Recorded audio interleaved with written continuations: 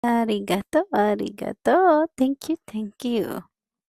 Thank you, Lord, for the blessings and for everything. Thank you sa cute na babing are. Pwera usog po, pwera usog, pwera buyag sa Bisaya. Ito nga po pala ang aming baby JM. Ayan, ang cute naman ang smile, parang tita niya. Ayan, nagbigla na lang siyang nagnguso. Alam niyo ba, nagugulat na lang kami. Bigla na lang siyang nagngunguso.